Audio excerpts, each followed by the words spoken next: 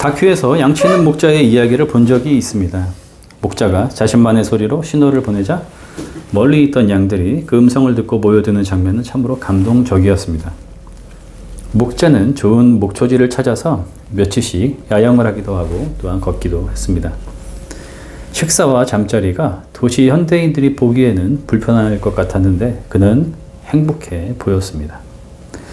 모세와 다윗도 양을 치는 목자였고 이스라엘을 위한 목자로 쓰임받았습니다. 농경과 목축업이 생활의 기반이었던 고대 이스라엘의 구약 성경에서는 양과 목자의 관계, 목자의 자질에 대해서 이야기하며 메시지를 전달하곤 했습니다. 구약 성경 전체가 예수 그리스도를 증언하는 말씀이라는 우리 주님의 가르침에 따라서 오늘의 본문 요한복음 10장도 성경 전반을 통한 목자에 대한 이해가 요구됩니다. 주님은 선한 목자이시다 라는 이 비유의 말씀을 듣게 될 때 연약하고 어리숙한 양 같은 인간은 목자이신 주님을 잘 따라가야 한다. 이러한 순종의 교훈 정도로 받아들이는데 만족할 것이 아니라 신앙의 심화를 추구해야 하겠습니다. 목자였던 경험을 토대로 하나님과 개인 그리고 이스라엘의 관계를 목자와 양으로 묘사한 다윗의 시편 23편은 3000년을 이어오면서 하나님에 대한 선하신 목자의 상을 아름답게 심어 주었습니다. 하나님은 우리의 절대적 보호자가 되신다는 것을 고백하고 있죠. 인간은 위험과 대적 앞에 스스로를 지키기가 운명적으로 불가능한 존재이기 때문에 하나님의 보호가 절대적으로 필요할 수밖에 없는데 하나님은 선하심과 인자하심으로 한결같이 우리를 대하신다. 이렇게 노래하고 있습니다. 인간은 최대의 적이며 원수인 죽음을 피할 수가 없죠. 그 어두운 죽음의 골짜기에서도 하나님은 그 앞에서 상을 차려주시고 기름을 머리에 발라주시는 것처럼 우리의 생명을 지키시고 보호하시는 선한 목자가 되신다는 것입니다. 에스겔 34장은 이스라엘의 목자라 칭함받는 종교 지도자들과 고관들이 얼마나 위선적이며 이기적인지를 폭로함으로써 하나님만이 참 목자가 되심을 강조하였습니다. 마지막 절에서 하나님은 이스라엘이 자신의 양떼이며 내 목장의 양떼라고 선언하시면서 다음과 같이 말씀하셨습니다. 너희는 사람이요 나는 너희의 하나님이다. 나 주 하나님의 말이다. 아멘. 즉 인간은 누구도 목자가 될 수 없고 참 목자이신 하나님 앞에 머물러야 하는 양 같은 존재임을 드러내고 있습니다. 그렇죠. 우리 모두는 목자의 흉내도 낼 수 없는 양과 같은 존재들입니다. 인간은 5분 앞의 일도 알 수 없기 때문입니다. 우리는 하나님의 피조물이며 생명과 시간과 역사를 주관하시는 분의 손 안에 있기 때문입니다. 하나님이 우리의 목자가 되어주지 않으신다면 인간은 끊임없는 선악의 분별, 성취를 향한 강박의 한계, 내일의 염려와 소멸의 공포에서 벗어날 수가 없습니다. 죄와 죽음의 문제라고 하죠. 이사야 53장은 이러한 인간의 상태를 해방시킬 구원자를 예언하고 있는데 6절에서 구원이 필요한 인간의 상태를 이렇게 묘사하였습니다.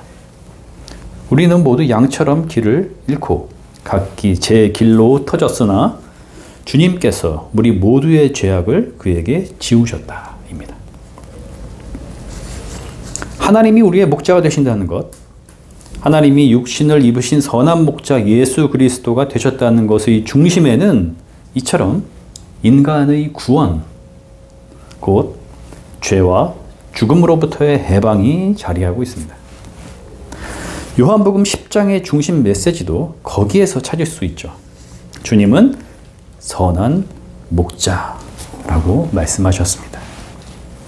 선한으로 번역된 헬라어 칼로스는 완전한, 소중한, 착한, 아름다운 이라는 뜻을 가지고 있습니다. 이 의미들을 숙고할 때에 선한 목자이신 예수 그리스도가 누구신지에 대하여 깨닫게 될 것입니다. 주님이 완전한 목자시라는 것은 하나님과 우리와의 관계적인 측면을 떠난 자신만의 초월적 능력과 힘으로써 그러하시다는 것이 아니라 관계 안에서 그러하시다는 것입니다. 물론 주님은 창조의 하나님이시고 모든 만물의 주가 되시기 때문에 자체로 완전하시지만 예수 그리스도는 우리를 위하여 아버지의 보내심을 받으셔서 육신의 연약함을 지니신 채 이 세계 가운데로 들어오신 참 인간이 되셨습니다. 주님은 14절과 15절에서 아버지께서 나를 아시고 내가 아버지를 아는 것과 같이 나는 내 양들을 아는 선한 목자이다 말씀하셨고, 17절에서 아버지가 자신을 사랑하신다 라고 말씀하셨습니다. 그 사랑을 신뢰하기 때문에 주님은 자신에게 부여된 일, 곧 양들을 위하여 자신의 목숨을 십자가에서 내어주시는 사건을 감당하실 수 있었는데, 그 십자가 사건을 통해 양들은 생명을 얻고 또 넘치게 얻게 되었다라고 말씀하셨습니다. 이사야 53장의 예언이 성취되었음을 보여주는 것이죠. 예수 그리스도는 자신의 생명을 기꺼이 양들을 위해 주심으로써 죄악을 대신 감당하신 완전한 목자가 되셨습니다. 주님이 소중한 목자가 되신다는 것은 인간에게 하나님께 이르는 유일한 길, 유일한 문이 되신다는 것을 의미합니다. 인류는 역사를 통해 그 유일함이 되시는 주님을 무언가로 대신하려고 하거나 필요한 어떤 것들을 더하려는 시도를 끊임없이 해왔습니다. 기독교 신앙은 예수 그리스도만이 완전하고 유일하게 길과 진리와 생명이 되신다고 믿습니다. 이 고백이 신앙의 구호가 되지 않고 언제 어디서든 삶의 중심으로 작동된다면 그리스도인이 되는 것이죠. 그러나 그것은 결코 쉬운 일이 아니라고 생각합니다. 추상적으로 받아들일 일도 아니고요. 여러분은 예수 그리스도가 참으로 그러하시다, 우리가 살아가는 인생의 의미와 꿈과 구원, 인간다움의 모범과 인류의 목표라고 진실하게 믿고 있습니까? 이러한 질문은 선함의 또 다른 의미이면서 예수 그리스도의 참 인간 되심을 드러내는 착하고 아름다우신 목자이시다라는 고백과도 연관성을 가지고 있습니다. 우리가 살아가는 이 세계의 작동 원리는 예수 그리스도가 완전하시고 유일하신 구원자, 길과 진리, 생명이 되신다는 사실을 진지하게 받아들이기 힘든 구조 속으로 인간의 운명을 밀어넣고 있습니다. 인생의 성공, 잘 먹고 잘 사는 일, 개인의 의미 추구와 미학 등은 기독교를 중심에 두기는커녕 변두리에도 끼워주려고 하지 않는 것 같습니다. 교회는 세상으로부터 단절되고 있고 자신들만의 구역으로 축소되고 있는데 외부에서 바라보는 시선은 차갑습니다. 대한민국 사회의 부익부 빈익빈 양극화는 심해지고 있고 노동자들의 벌이는 물가 상승률을 따라가지 못하고 있습니다. 사람들은 더 냉소적이고 거칠어지는 것 같습니다. 저는 언젠가 이런 글을 남긴 적이 있었습니다. 30대 이하라면 성공적인 세상 가치에 부합하지 않는 30대 초반의 청년을 존경하고 따를 수 있겠는가? 30대 후반, 30대 중반 이후라면 30대 청년을 존경하고 따를 수 있겠는가? 어쩌면 이게 인간학의 전부이다. 여기서 30대의 청년은 예수 그리스도를 의미하며 인간학은 참 사람으로서의 인간성과 신앙적 인간 모두를 포함합니다. 영혼의 깊이를 생각한다는 것, 영원한 생명을 갈망한다는 것, 생명의 완성을 고대한다는 것, 지금 여기서 예수 그리스도를 통해 열린 하나님 나라의 흔적을 일상의 밭에서 보물을 캐듯 발견하는 기쁨을 누린다는 것이 그저 어렵다는 말로 건성으로 지나쳐지고 세상살이에 도움이 되겠느냐는 비아냥거림으로 무시되는 현실이라면 주님이 우리의 선한 목자가 되신다라는 말은 그저 뜬구름 잡는 소리에 지나지 않을 것입니다.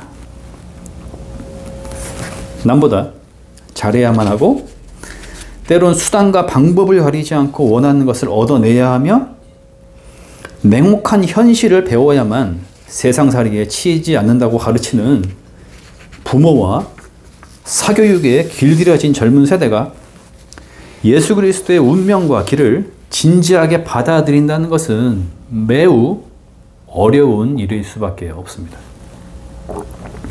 현대인들은 개인의 선택과 취향, 결단을 자유라는 측면에서 중요하게 받아들이고 있습니다. 사회는 모든 책임을 개인 스스로 감당해야 한다고 강요하고 있습니다. 실패와 가난이 개인의 능력 부족 때문이라고 말하면서 구조적인 악을 뒤로 감추고 있죠. 부를 축적하는 사람들과 권력을 잡는 사람들은 자신들의 능력으로 그것들을 다 소유했다는 오만함에 빠져서 인간을 도구화하고 자신을 신처럼 여깁니다. 40대를 넘어서면 좀처럼 30대 청년의 말씀을 경청하려고 하지 않을 것이고 스스로 성공했다고 자부하는 이들은 더더욱 그럴 것입니다. 이들이 영혼의 문제에 귀를 기울인다는 것은 낙타가 바늘귀에 들어가는 일처럼 어려운 일일 것입니다. 내가 인생 경험이 많고 산전수전을 다 겪어서 세상과 인간을 안다고 말하는 사람, 대상을 자신을 위한 수단으로 여기고 불신하는 냉혹한 사람이 말씀을 경청하는 일이라든가 30대 청년 예수 앞에 자신의 문제를 내어놓는 일이 과연 가능할까? 라는 생각마저 듭니다. 이러한 얘기들을 교회에 다니지 않는 사람과 다니는 사람으로 나누어서 열거하지 않는 이유는 둘의 차이가 크다고 여기지 않기 때문입니다. 예수 그리스도는 온 인류의 죄악과 죽음을 십자가에서 짊어지심으로써 생명을 주셨고 인간은 자유와 감사와 기쁨으로 지금 여기서 하나님의 나라를 살아갈 수 있게 되었습니다. 그 삶의 길을 그리스도를 뒤따라 구도적으로 걸을 때 자신이 누구인지 때로는 혼동하고 길에서 멀어질 때도 있지만 내면의 불씨가 살아있어서 말씀의 스파크가 튈 때 잔잔한 깨달음이나 폭풍 같은 충격이 밀려와 마음과 삶을 새롭게 할 수 있게 됐는데 회개와 돌이킴의 순간이죠. 주님이 선한 목자시라는 의미 속에는 참 인간으로서 그분은 착하고 아름다우시다 라는 뜻이 담겨 있습니다. 참 신앙인이 된다는 것은 참 인간이 된다는 것과 다르지 않습니다. 착한 행실과 아름다움을 추구하는 삶은 예수 그리스도의 길이었고 하나님 나라의 삶의 원리였으며 제자들이 보고 배움으로써 기독교 공동체에 증언하였고 교회가 실천했던 삶의 방식입니다. 겨자씨처럼 조그마한 그 씨를 볼 때 그 안에서 자라날, 그 안에서 열릴 노란 꽃잎들과 알맞은 키로 자라날 풀과 그 풀의 강인함이 나무처럼 쓰임을 받아서 거기에 깃들일 새들을 기대하는 안목으로 우리의 눈이 열리게 될 때 하나님이 이러한 변화를 이루시는 주체가 되시며 그 변화가 곧 생명의 비밀이라는 것을 깨닫게 될 때 우리는 살아있음과 변화, 죽음의 문을 통과하여 새롭게 변모될 부활의 몸에 대한 소망을 품을 수 있게 됩니다. 아침의 식빵 한 조각에 태양과 물과 공기와 농부의 땀을 볼 수 있고, 밀을 키우시는 하나님의 섭리와 우주를 창조하시고 다스리시는 하나님의 손길을 떠올릴 수 있다면 우리는 넉넉한 삶을 하나님 나라의 신비가 주는 아름다움으로 불안과 염려와 고독을 몰아낼 수 있게 됩니다. 생명과 아름다움, 넉넉함이 착한 교제와 연대를 통해 공유되고 나누어진다면 결코 순진한 발상에서가 아니라 진실로 이 사회는 희망을 발견할 수 있게 될 것입니다. 하나님은 분명 예수 그리스도를 통하여 온 인류를 구원하시고 생명의 길을 열어주셨는데, 그 길을 적은 이들만이 깨닫고 받아들인다는 사실 앞에서 우리는 아직 그것을 이해할 수 없는 안타까움을 느끼며 기도의 자리로 되돌아가게 됩니다. 주님은 자신을 앞선 목자라고 하셨고 우리는 따르는 증인으로 부르셨다는 점. 주님은 참 하나님이시지만 참 인간이셨다는 점을 통하여 어렴풋이 이해할 수 있는 것은 교회가 세상에 소금과 빛으로 변화되어진 존재임을 드러내는 숙명을 가졌다는 점입니다. 그리스도인은 어떻게 세상에 자신을 소금과 빛의 증인으로 드러내야 하겠습니까? 십자가와 부활 사건이 나와 온 인류, 우주적인 구원 사건임을 믿는 자가 되는 것. 말씀을 경청하고 그 안에 담긴 생명의 의미를 추구함으로써 자신과 타인에게 책임 있는 사람이 되는 것.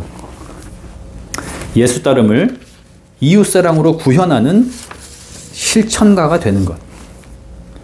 주님의 아름다우심을 갈망하는 참 인간 되는 것으로서 드러내야 하겠습니다.